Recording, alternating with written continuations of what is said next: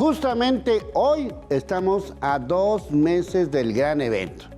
En Guadalajara, en México, en Estados Unidos, en Canadá, pues hay una sensación que no se puede ocultar. La ilusión está, pero la certeza no. El balón todavía no rueda, pero las dudas ya juegan de titulares. ¿A qué va a jugar la selección? ¿Quiénes son los inamovibles? ¿Dónde quedó la identidad? Bueno, pues aquí en Guadalajara el fútbol se vive con pasión y exigencia. Ya tuvimos nuestros partiditos previos a este evento y la conversación ya no es de fiesta, es de preocupación. Porque mientras el país será vitrina de todo el mundo, pues en la cancha seguimos preguntándonos a qué demonios vamos. Sí, ya sabemos, hay talento, hay historia, pero eso no alcanza. El aficionado que ha bucheado ya no quiere discursos, quiere respuestas, no quiere promesas, quiere un equipo que compita y que gane. Este evento no espera. El tiempo ya empezó, faltan exactamente 2 meses y bueno, pues es hora de preguntarnos, ¿estamos listos o simplemente vamos a ser, pues ahora sí que parte de todo este show? Lo que sí sé es que si seguimos haciendo lo mismo, vamos a tener los mismos resultados.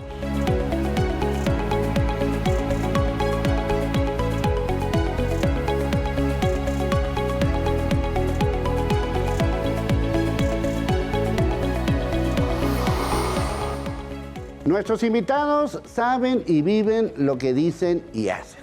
Así que faltan exactamente 2 meses. La pregunta es, ¿estamos o no estamos? Bueno, mi querido Aníbal, presidente del Atlas, nada más y nada menos, bienvenido, gracias por acompañarnos. Gracias por la Bueno, a ver, cuéntanos tantito de tu trayectoria, porque es una trayectoria muy interesante. Pues has de haber empezado a los 15 años, porque te ves muy chavito, pero a ver, ¿qué aprendiste en el Instituto Johan Cruyff y todo ese tipo de cosas? A ver, ¿cómo te formaste para ese lado? Claro, te platico un poco mi trayectoria. Yo soy originario de Torreón, Coahuila.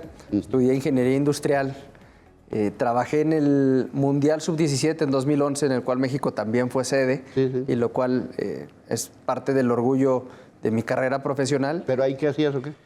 Trabajé como oficial de enlace con la selección de Estados Unidos. Es decir, me tocaba ser una especie de enlace entre el comité organizador local, FIFA, y la selección de Estados Unidos. ¿Y cómo llegaste ahí o cómo?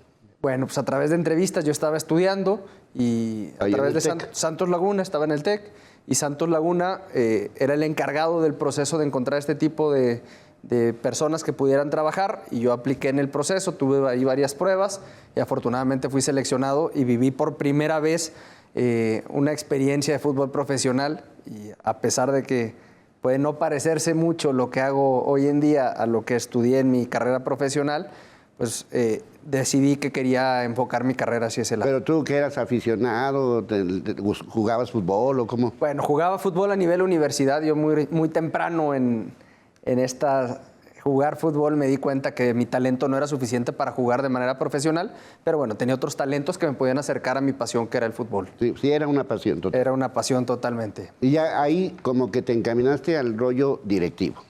Sí, bueno, el fútbol tiene entradas chiquitas y yo arranqué como coordinador deportivo de una escuela de fútbol que vive en territorio después del Santos mundial, Modelo. ¿en el mundial qué hiciste ese? Estuve trabajando ahí como oficial de enlace, pero digamos fue un trabajo de 60 días, se terminó. Pero ya sabías, ya dijiste, aquí es la cosa. Sí, la verdad es que me gustó mucho esa experiencia, pisar el estadio, viajar con el equipo, me pareció algo muy interesante.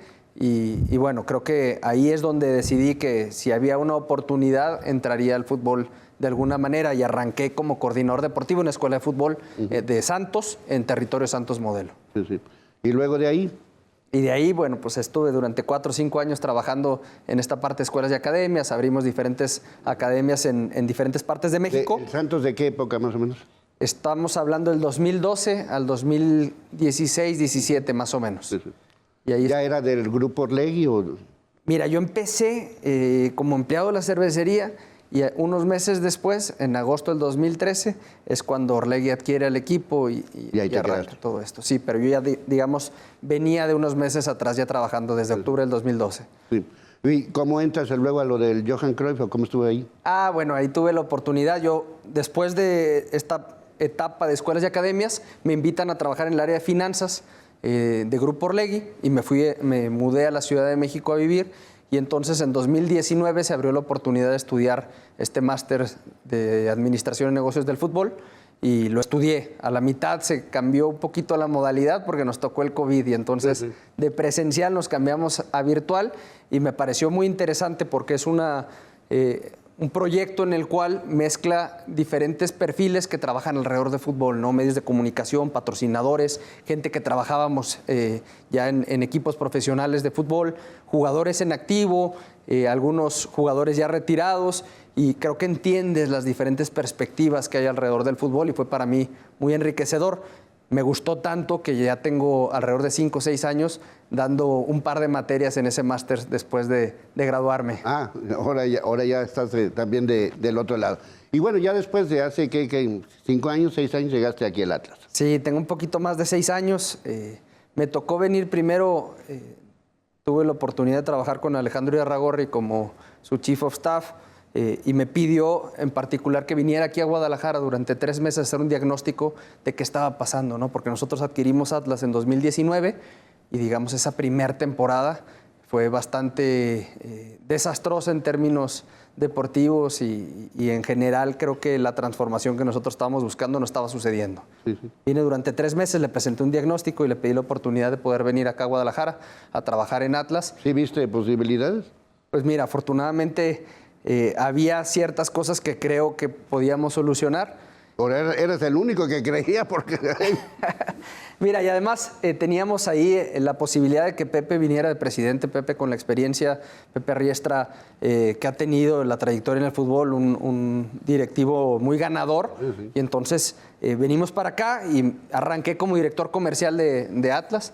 Durante poco más de un año estuve como director comercial. Y después, con reacomodos del grupo, me dan la dirección ejecutiva, que digamos, además de la comercialización de patrocinios, boletos, el área de marketing, comunicación, me dieron el área de operaciones y administración, y hace ya casi un año me dieron la gran responsabilidad de ser presidente de este bonito club.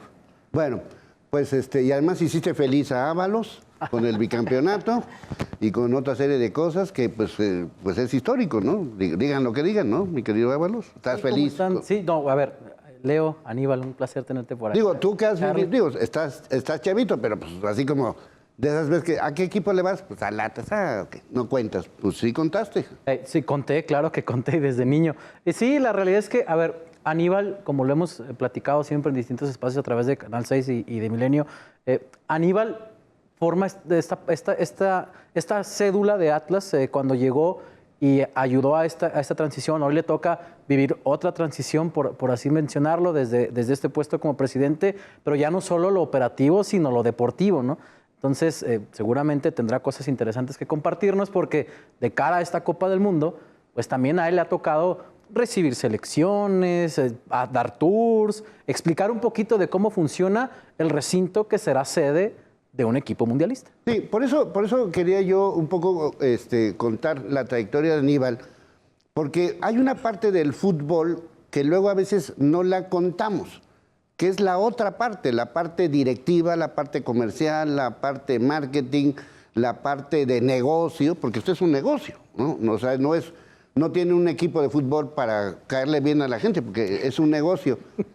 De toda tu experiencia en ese ámbito, ¿por qué crees que México no resalta tanto o como debería resaltar, tomando en cuenta que tenemos mucho negocio, mucho marketing, mucho comercio? ¿Cuál crees que sea alguna causa? Mira, yo creo que se han generado cambios muy interesantes alrededor del fútbol de formación.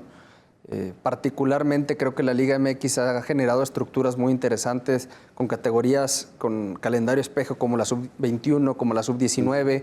Creo que hoy encabezado por Andrés Lilini, el proyecto de selecciones menores es un proyecto muy interesante con cuerpos técnicos que vienen del fútbol, que vienen de entender este proceso de formación y creo que hay que tener un poco de paciencia en este proceso que se está haciendo de formación de talento. Creo que cada vez tenemos mejores talentos, mejores jugadores y, por supuesto, en la medida en la que los proyectos sean más sólidos, con una mentalidad más de mediano o largo plazo, creo que tendrían que darse los resultados. Al final, el fútbol entra o no entra la pelota y se juzga con el resultado más que con el proceso y creo que eso es algo muy importante para nosotros. Bueno, desde tu punto de vista, para este juego, para este evento, ¿cómo ves a México? Pues mira, creo que es un equipo sólido, creo que tienen una mezcla entre experiencia, entre jóvenes y por supuesto un cuerpo técnico muy experimentado, igual también con diferentes etapas, con diferentes experiencias que pueden aportar mucho y bueno, jugar de local, jugar en casa, jugar con tu gente, siempre aportará un extra y creo que eso puede ponernos en un escenario distinto para competir. Bueno, ahora desde el punto de vista Guadalajara, ¿cómo lo ves? Porque ¿en qué momento puede ayudar esto a que crezca el fútbol nacional y particularmente en Guadalajara? Por supuesto, creo que todos tenemos en nuestra cabeza ese primer mundial que vimos y que nos cambia la vida para siempre, ¿no? Te platicaba yo que siempre fui un apasionado y aficionado al fútbol y esto viene de un regalo que me da mi abuela cuando yo cumplo 4 años, el uniforme Jorge Campos con el que jugaba el mundial en Estados Unidos en 1994 y eso cambió mi vida por completo. Creo que el vivir un mundial en casa para todos esos niños que lo verán y que aspirarán a ser futbolistas,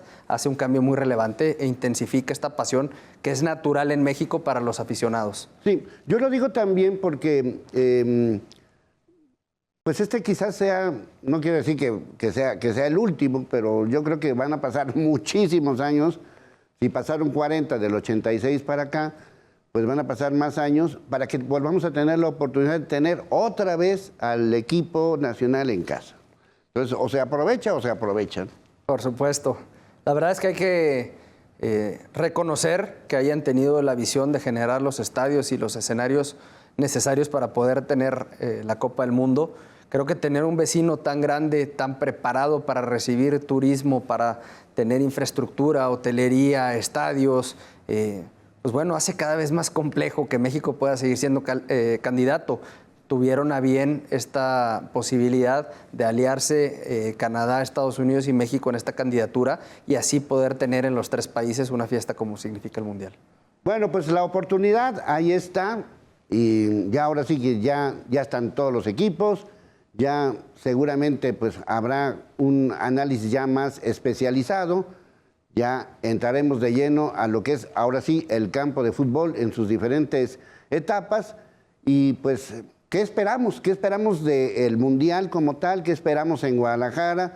¿Qué esperamos futbolísticamente hablando? El Mundial del 70 generó cambios, sobre todo en lo que se refiere a la estructura del fútbol, de ahí nacieron las famosas liguillas, y del Mundial del 86 pues vino quizás una camada de jugadores mexicanos que se fueron al extranjero, cosa que no era muy común, y que de alguna manera pues se aprovechó en ese momento. Se aprovechará este 2026. Lo único que sí sé es que urgen cambios.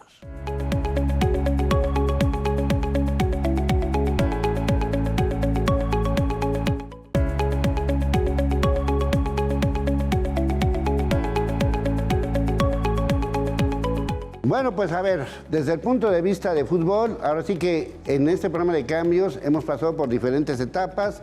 Hablamos a 1 año del Mundial, hablamos a 6 meses del Mundial, y ahora estamos a 2 veces del Mundial. Siguen mis queridos expertos, Charly Meza, Alberto Ábalos, siguen con la creencia de que México va a pasar fácil la primera ronda, Charly. Sí, por supuesto. Es que ya lo mencionaba ahorita Aníbal, qué gusto tenerte aquí.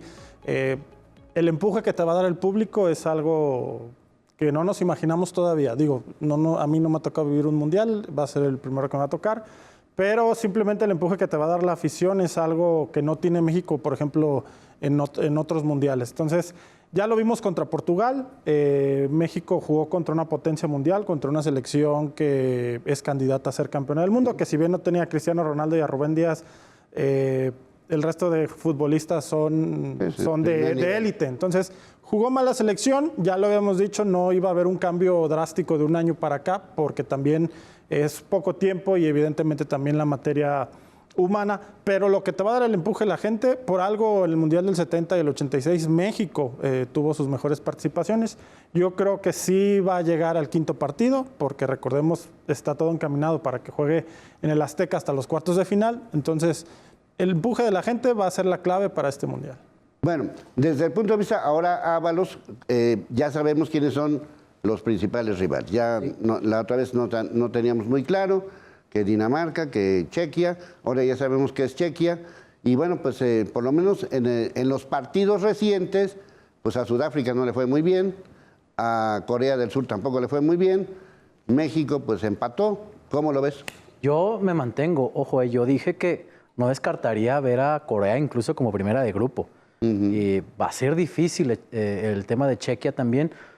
Sudáfrica tendrá que ser esa fiesta que todo el mundo esperaría como apertura del Mundial. Coincido con que México va a avanzar. Esta fase de clasificación te permite hacerlo como un mejor tercero. Yo creo que México va a avanzar. Yo no sé si lo va a hacer tan fácil, porque también en un Mundial se trata de decisiones que te pueden costar quedar fuera, 1 gol, 2 goles. Ya le ha pasado a México que hasta por 1 gol en contra, 1 gol a favor, mueve la posición en la que avanza. Entonces yo no creo que vaya a ser tan sencillo. Si se tratara solo de empuje, los mundiales los ganarían los locales normalmente. Y se ha demostrado que en los últimos años son los equipos de calidad, los equipos de figuras importantes, los que se imponen a la hora buena. Entonces yo sí tendría mis reservas con que México pueda avanzar como primer grupo. Me encantaría, pero lo veo un poco más difícil. ¿Y tú cómo lo ves? ¿Crees que es un grupo fácil, medio fácil? El fútbol se ha cortado mucho. Creo que antes existían, y lo veías en las eliminatorias, partidos con una diferencia muy relevante entre un equipo y otro. La profesionalización de la industria como tal, las ciencias aplicadas al deporte, la preparación física, todo lo que existe alrededor, ha cortado la distancia entre las selecciones. Va a ser un mundial cerrado definitivamente. Las selecciones que se clasifican son selecciones grandes, son selecciones que competirán y definitivamente no te diría fácil, pero creo que el equipo mexicano tiene la calidad necesaria y el empuje en la localía para poder tener una buena fase de grupos. Bueno, en esa parte yo quisiera concentrarme un poco en relación con quiénes van a jugar. O sea, a final de cuentas todavía hay dudas hasta desde el portero. Quizás nada más tengamos 2 o 3 que sean de fijo, pero siento que a 2 veces del Mundial todavía no tenemos como un equipo. ¿Ustedes cómo lo ven? Es complicado, ¿no? Por ejemplo, Portugal, lo decía Roberto Martínez cuando vino a enfrentar a la selección mexicana, venía sí a darle rodada a los jugadores que sabe que van a jugar el Mundial, pero también a definir esos últimos puestos. El mismo Argentina, Lionel Scaloni tiene 20 lugares, le faltan todavía definir algunos, ¿no? Es decir, yo creo que no hay país en el mundo de los 48 participantes que quizás ya tenga la lista de 26, ¿no? Ahora, estaba demasiado el no saber si iba a llegar Marcel Ruiz. Lo que ya vimos, yo creo que hasta antes de lo de Malagón, todos teníamos fuera de la ecuación a Memo Ochoa. Teníamos claro que eran Malagón, Tala y por ahí Acevedo, quizás Andrés Sánchez. Hoy se sube a la conversión Memo Ochoa. Eso también ha sido complicado. Lo de Santi Jiménez, ¿no? Entre que vuelve, no vuelve, de qué manera lo hace, el buen momento de la hormiga. Y es normal cuando se trata de una Copa del Mundo. Hay jugadores que se ganan. El mismo Andrés Guardado Aníbal con Atlas se lo ganó de último momento su lugar y ahí está la carrera que hizo. Estas son también implicaciones que tiene la Copa del Mundo, que hay jugadores que de último momento van a levantar la mano para ganarle lugar a aquellos pues, que aflojan en el proceso, que es la realidad, o que se presentan lesiones. Sí.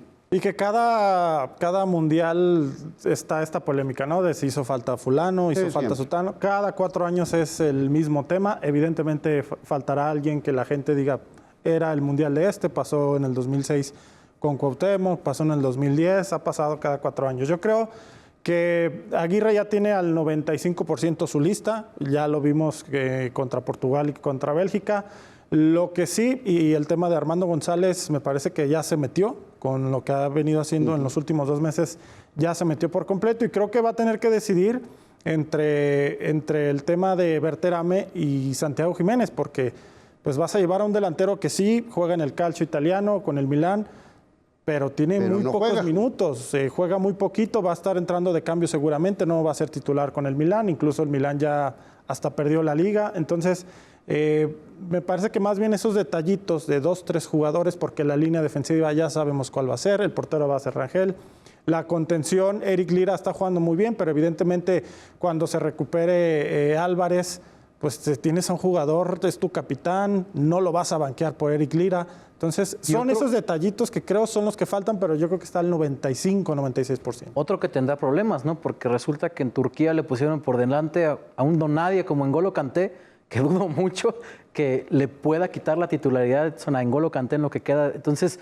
tampoco llegará con tantos minutos como quizás Javier Aguirre le gustaría. Entonces, coincido con Charlie, no sé, Aníbal, tú lo sabes también perfectamente, que hay jugadores que este tema también les puede llegar a pesar, el darse cuenta que quizás no están teniendo los minutos que desean y, caray, me va a ganar la carrera. Edson Álvarez, ¿no? Que tanto en los últimos mundiales, a ver, el último mundial, la polémica es que si Edson Álvarez debió jugar contra Argentina, por ejemplo, ¿no? O sea, situaciones así, bien puntuales, de ritmo, de físico y hasta mental, que creo determinará sobre el momento Javier Aguirre.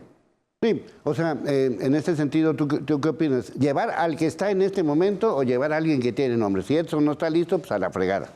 Bueno, tiene que jugar siempre el que esté mejor, pero creo que se ha planeado una buena preparación previa al Mundial en el cual Javier tendrá la posibilidad de ver cómo están, cómo llegan mentalmente, ver también la dinámica de grupo. Creo que es muy importante alrededor del fútbol. Sería una mala noticia, creo, que un país como el nuestro, con una liga como la nuestra, tuviera ya definida su lista, ¿no? Porque hoy las dudas son por gente que tiene calidad, gente que pone a dudar al técnico de quién debería jugar. ¿Eso lo ves normal? ¿No lo ves tan dramático? Sí, la verdad es que lo veo relativamente normal y por supuesto, bueno, nosotros en unas horas jugaremos contra Monterrey y digamos, en la semana vas preparando la alineación. Es algo normal en los equipos de fútbol que quien llegue mejor, hoy a 2 meses, tendrá que ver quién llega mejor en ese momento para poder hacer la alineación.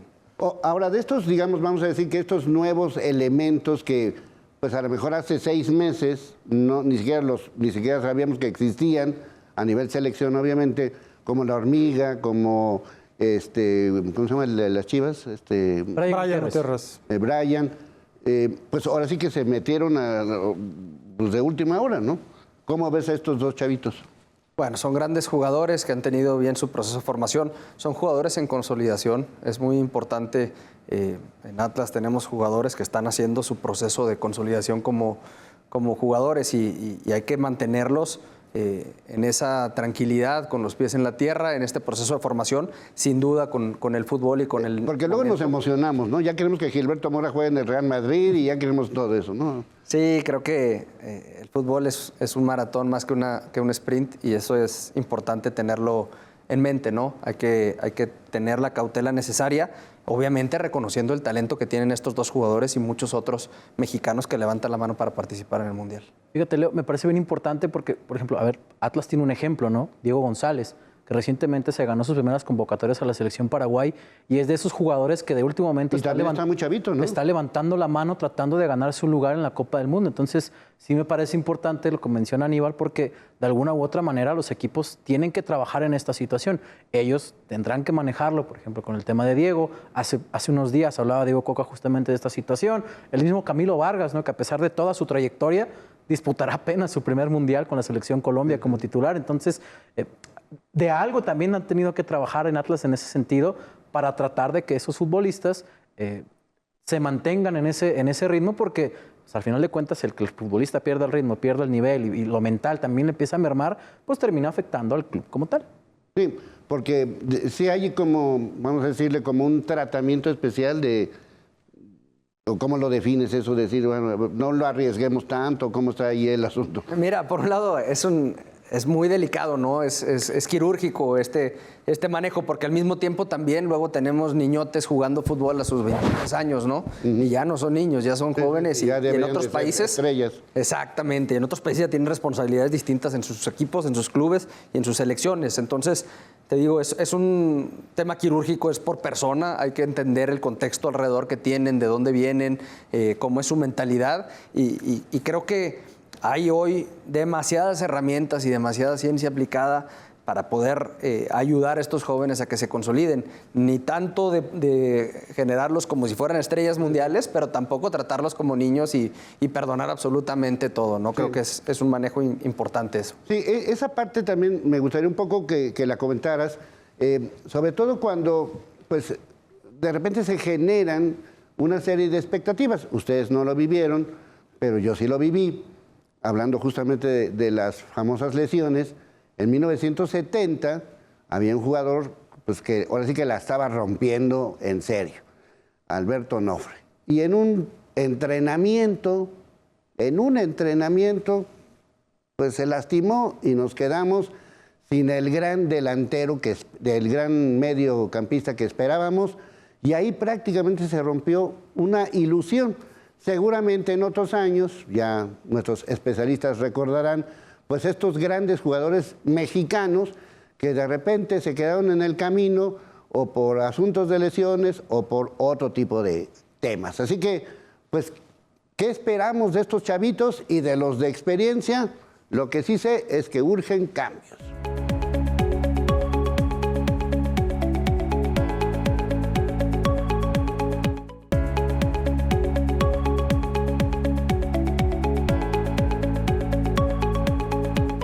Bueno, aprovechando que está aquí nuestro querido Aníbal y toda la historia que tiene que ver con el Atlas, pues el Atlas durante toda su vida pues ha sido la academia del fútbol.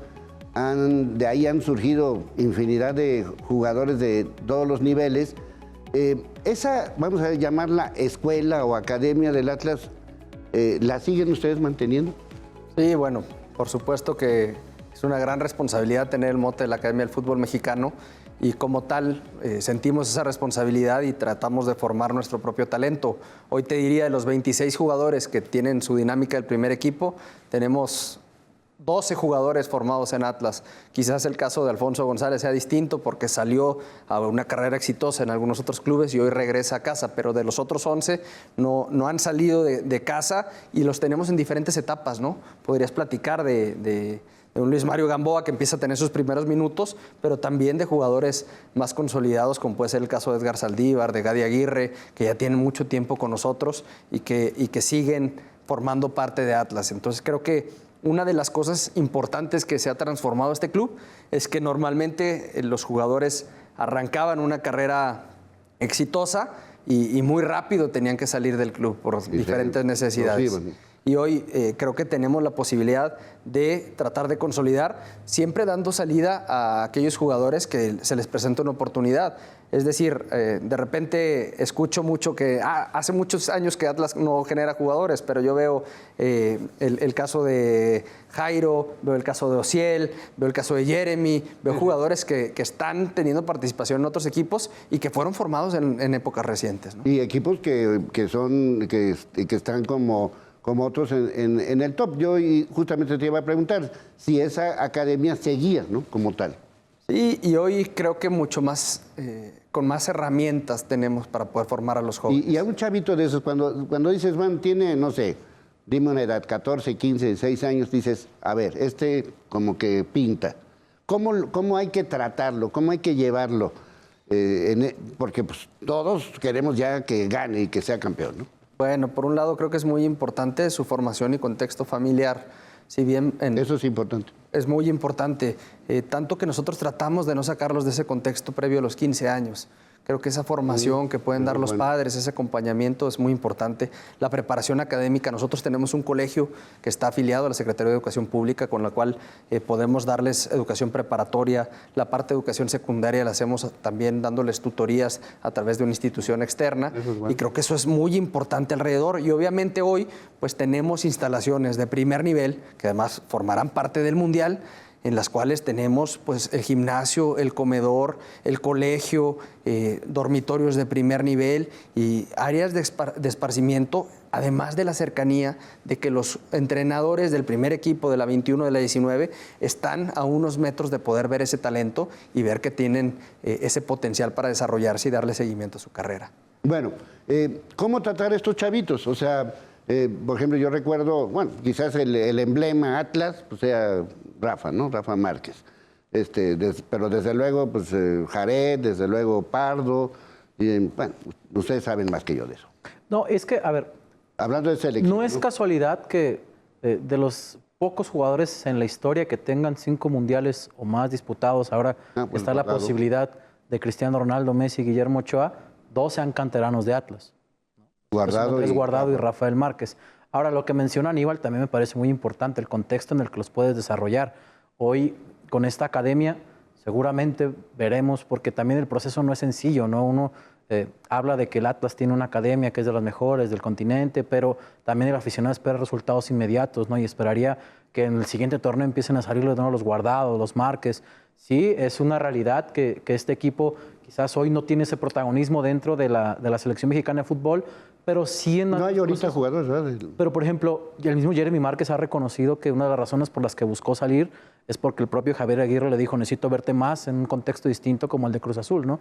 Entonces, sí creo que es... A ver, también hay otra parte que es la de los medios de comunicación. Hoy hablas de un Luis Gamboa, al que lo primer calificativo quizás que le pones, o el aficionado, la joya de la cantera, ¿no? Y eso también tiene que ver el contexto, la forma en que lo rodea la gente y le dice, hey, espérame, no eres una joya. Y también hay otra parte, y no necesariamente solo hablando de Atlas, en otros lados que pues, a lo mejor sí le hacen creer que es esa joya y se pierden en el proceso, quizás no llegan a ser lo que uno hubiera esperado ver de ellos por sus inicios. Sí, sobre todo porque hemos tenido algunas experiencias, ya comentabas de los equipos juveniles que fueron campeones del mundo, de los cuales pues poco o nada ya hicieron ya al nivel mundial, ¿no? Poncho es uno de ellos. Y otros que se quedaron en el camino, que muchos de ustedes, algunos no los conocen, pues yo recuerdo, por ejemplo, cuando empezó Cristóbal Ortega, pues, está considerado así como el Pelé de México, ¿no? Y no pasó absolutamente nada a nivel selección. Lainez, que pues prometía ser, ahora sí que el superestrella del fútbol mexicano, pues se quedó también en el camino. O sea, muchos se quedan ahí nada más. ¿Por qué? Pues es un tema totalmente mental, ¿no? Y como bien decía Aníbal, además de la formación familiar, tiene que haber una formación mental. Es 100% mental. El tema, ya mencionabas jugadores que se han quedado, que pintaban para mucho. Yo creo ahí que también, Aníbal lo conocerá más, el club debe tener el departamento, ¿no? Este departamento de coaching para ayudar también a estos futbolistas, pero lamentablemente pues muchos se emocionan, muchos lamentablemente vienen de un contexto social a lo mejor de clase media baja, y cuando empiezas a ganar tus primeros pesos te vuelves loco en una ciudad donde pues ya sabemos cómo es Guadalajara. Entonces yo creo que tiene que ver también esa preparación mental y sobre todo la ayuda que pueda dar la familia. Me parece que esa es la clave para que también el futbolista, que es técnico, los mexicanos siempre han sido futbolistas buenos técnicamente, los propios entrenadores extranjeros siempre han alabado al futbolista mexicano, pero que al final de cuentas hace falta dar ese pasito, ¿no? Que jugadores como Rafa Márquez, como Hugo Sánchez, que su principal cualidad era lo mental, pues muchos jugadores no tienen. Sí, esa parte yo creo que es fundamental, o sea, cómo la manejas desde el punto de vista para que pues, no se acelere o no se quede en el camino, ¿no? Como tantos otros, ¿no? Sí, por supuesto. Yo creo que el acompañamiento, esta formación integral, la formación académica, y hoy te diría, el perfil del jugador que conocí hace 13 años al jugador de hoy en día es muy distinto. Hay mucha información disponible, se preparan mejor, están mucho mejor preparados. Las generaciones vienen... ¿Sí los ves más, no sé, mentalmente más estables? Los veo mentalmente más estables. También los veo a los clubes más preparados para poder tratar con este tipo de jugadores. Desde la que parte... además esa es la base, ahora sí que de la escuela de Cruyff, ¿no? Del 74 para acá, ¿no? O sea, a esos chavitos del Ajax, pues cómo los fueron manejando desde esa época. Claro, desde lo técnico, táctico, lo mental, lo futbolístico, lo físico, es muy importante. Y también desde la parte contractual, también creo que estamos más preparados para que no suceda eso que decía ahorita Carlos, ¿no? De repente, de un peso pasas a 10, es muy complicado también manejar. Sí, eso también hay que saberlo. Por supuesto, y desde lo contractual creo que también estamos preparados hoy para desarrollar jóvenes que conforme vayan teniendo participación y se vayan volviendo relevantes, vayan generando mayores ingresos que obviamente puedan ayudarle en su persona y a sus familias y en lo que ellos quieran destinar los recursos, pero no que de la noche a la mañana cambie tu realidad económica por completo y eso te puede desestabilizar en lo mental. Creo que luego somos muy fáciles para juzgar y apuntar y decir, sí, pues el futbolista se volvió loco con ese contrato, pero ¿quién a esa edad, con un contrato de esa magnitud, tendría la sobriedad y la madurez necesaria a esa edad para poder manejarlo, ¿no? Sí, porque yo me pongo desde el punto de vista, bueno, empezando por la edad, ya lo decías, ya un futbolista que tiene 22, 23 años, que está en la selección, ya debe estar en otro nivel. Pero, así como somos aquí en México, Ábalos, Charlie, ¿cómo ven, por ejemplo, el manejo con este tipo de jugadores como Gilberto Mora, como Brian, como La Hormiga, y otros chavitos que están ahí, pues el mismo, el que está en el Atlético de Madrid, Obed Vargas, el manejo de la presión que pueden tener de que ya tienen que ser las estrellas de México? Ha cambiado. Creo que sí ha cambiado. A ver, Gilberto Mora, este torneo ha sido cuidado al 100% por Tijuana. Loco Abreu ha dicho más de una vez que la prioridad es selección mexicana. No tanto Xolos, sino cómo pueda llegar al Mundial. O sea, ¿sí lo ves que va en camino?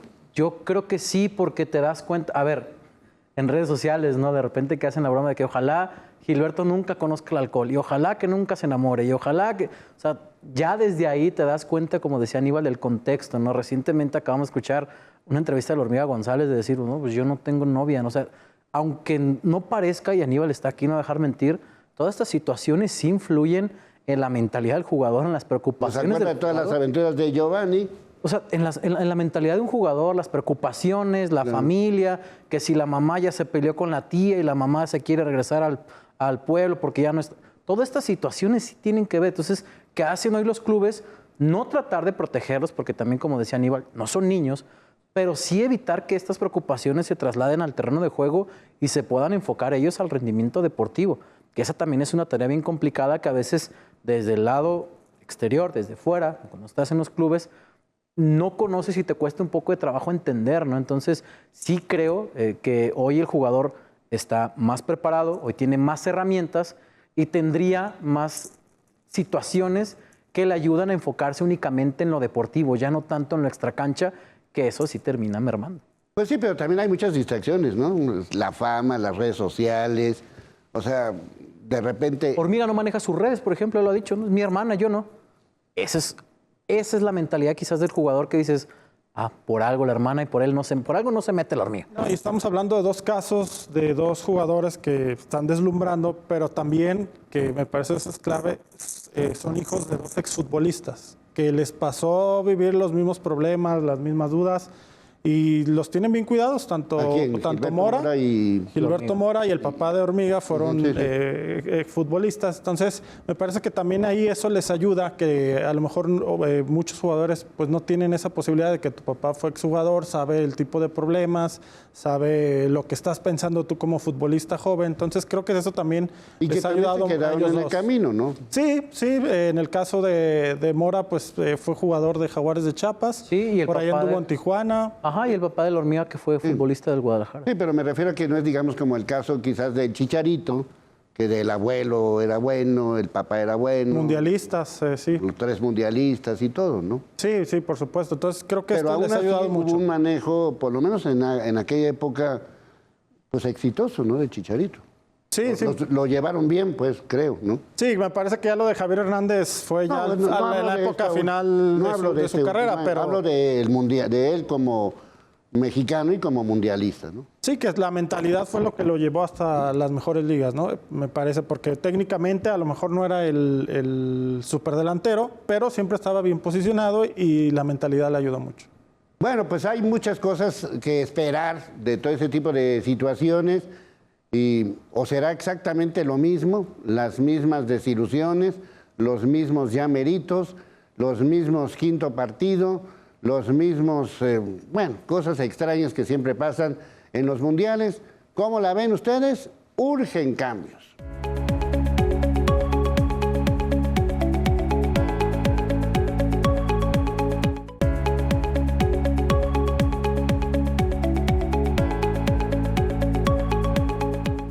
Bueno, para este super evento, mi querido Aníbal, ¿qué va a hacer el Atlas? ¿En qué va a apoyar? Mira, tenemos la fortuna que Academia Haga será sede para uno de los equipos mundialistas. Qué mejor que decírtelo el equipo de nuestro portero. Creo que entre Camilo y Atlas hay un amor eterno, y el hecho de que un hito tan importante como el Mundial vaya a tener la posibilidad de estar en casa, porque es su casa, es algo muy importante y nos llena de orgullo porque, como te lo decía al inicio, ¿no? Creo que hace 7 años no hubiéramos ni aspirado ni pensado que podríamos participar de alguna manera, y hoy con la infraestructura que hemos logrado de primer nivel, seremos casa de una de las selecciones más serias y que compite por la Copa Mundial. No, y además coincidirán que en ese partido de Colombia va a jugar contra Congo, pues va a ser local Colombia, ¿no? O sea, la gente va a apoyar a Colombia, ¿no? Por Camilo, empezando por Camilo, ¿no? Yo seré uno de esos. Sí, claro. Sí, no, claro. A ver, yo creo que lo que dice Aníbal es bien importante, ¿no? Porque también habla del sentido de pertenencia. Pues, el propio Camilo fue el que ayudó para dar este tour, este reconocimiento, para que la gente de la Federación de Colombia conociera mejor las instalaciones. O sea, el hecho de que, no porque los mexicanos no lo hagan, seguramente lo hacen, y también los de otras nacionalidades, pero que un extranjero, que sea Camilo, un colombiano, el encargado de presumir algo de aquí, de la Perla Tapatía, el que les digan, hey, aquí pueden venir, esta va a ser su casa también, te habla no solamente del trabajo que está haciendo Atlas FC, sino del trabajo también que les toca hacer a los tapatíos, esta parte de apoyar y demás. Platicando, por ejemplo, con algunos de los futbolistas que disputaban el repechaje, muchos no se creían el ambiente. Había futbolistas del Congo que no se creían el ambiente que estaban viviendo, ¿no? Y estás hablando de futbolistas que no son cualquier cosa. Unos juegan en la Premier, otros juegan en Alemania. Sí, no es que jueguen en Congo. Sí, claro. Vino de Congo a Guadalajara. No, juegan en otros países. Los mismos periodistas que venían a cubrir, a mí después del partido entre Jamaica y Congo, me preguntaba uno, ¿por qué la gente apoyaba? O sea, ¿de verdad los conocen? Así es el tapatío, así es el mexicano, y esa es la parte que nos tocará, bueno, al aficionado, a nosotros como medios de comunicación y a los clubes, en este caso Atlas como anfitrión, ¿no? El dejar la vara alta, porque sí está muy alta la vara para este Mundial en cuanto a infraestructura, porque creo que México no se va a quedar atrás en cuanto a infraestructura en la academia, en el estadio, el mismo Verde Valle que ha sufrido remodelaciones, al menos en Guadalajara, en cuanto a infraestructura deportiva, no nos vamos a quedar atrás. No, y además, digo, Colombia es una selección... Subcampeona de América, Leo. O sea, se espera mucho, y el hecho de que por lo menos durante esta estancia de un juego aquí en Guadalajara, pues sean ustedes, pues debe ser importante, ¿no? Sin duda. Pero además nos han elegido como su sede base, entonces ellos estarán por más de 20 días con nosotros, es decir... O sea, no nada más ese juego. No nada más para el partido, nos han elegido como base y eso nos llena de orgullo. Quizás cuando tuvimos ese sueño que presentamos en un centro comercial de aquí de Guadalajara, el proyecto, con renders, y hubo empresarios, en particular Marcelo García Arce, que decidió entrar a este proyecto con base en renders. Realmente no teníamos ni una primera piedra puesta, y logramos esto, y que venga una selección subcampeona de América que viene a competir en el Mundial y diga, esta sede no requiere nada, esto es lo que yo necesito para prepararme para el Mundial, creo que es un sello de calidad y un motivo de orgullo para todo el atletismo. Bueno, yo me enteré hasta que Corea estaba encantado con la academia. La FIFA es la que decide, pero que Corea también estaba encantado cuando conoció la academia. Es decir, la gente de Atlas ha hecho su trabajo, más allá de que si los resultados deportivos y demás en cuanto a infraestructura, la verdad es la academia es una chulada. Tienen todo. He escuchado comentarios de todo tipo de gente de selección mexicana. También recientemente Aníbal estuvieron acá para los partidos amistosos y entrenaron ahí. O sea, de verdad la academia es de primer nivel. No tiene nada que envidiarle a ninguna de las otras sedes, ni de México, y me atrevo a decir que del continente. Sí, porque así como pasó en el 70 y en el 86, que aquí en Guadalajara adoptaron a Brasil, pues sería bueno adoptar a Colombia, ¿no? Digo, Colombia, ¿cómo lo ves? Híjole, ya lo decía Beto, el tapatío adopta a todos. Creo que va a ser una gran fiesta, lo vivimos ahora en el repechaje. Yo creo que a 2 meses del Mundial todo está listo a nivel deportivo, la selección ya está lista, a nivel operativo el estadio ya está listo, la academia ya está lista, Verde Valle ya está listo, con algunos detalles que le hacen falta. Me parece que donde no estamos listos es en el tema de la movilidad. Creo que desaprovechamos una gran oportunidad ahora en el repechaje, porque sí, se anunció que el estacionamiento del estadio iba a estar abierto el mero día. ¿Por qué lo hicieron el mero día del juego? porque así la gente tenía que planificar su llegada al estadio. No solamente es un tema de movilidad. Estos dos partidos que tuvimos del repechaje de alguna manera nos sirvieron de apoyo, nos sirvieron un poco como de prueba para ver si podíamos o no tener un evento de este nivel. Tú, desde el punto de vista, Aníbal, desde el punto de vista de organización,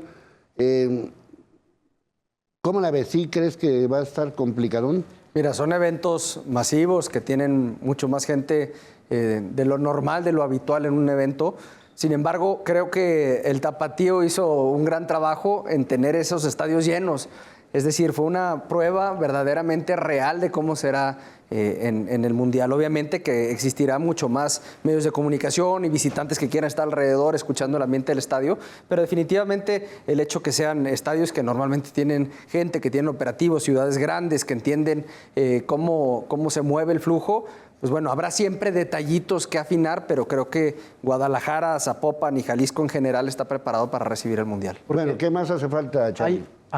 Creo que ya está todo planchadito. Pero lo único sí que darle falta, juego a ese tema. sí, el tema de movilidad, pero bien lo decía Aníbal, y no nomás va a pasar en Guadalajara, va a pasar en México, va a pasar en Monterrey, pasó en Alemania, pasó en Brasil.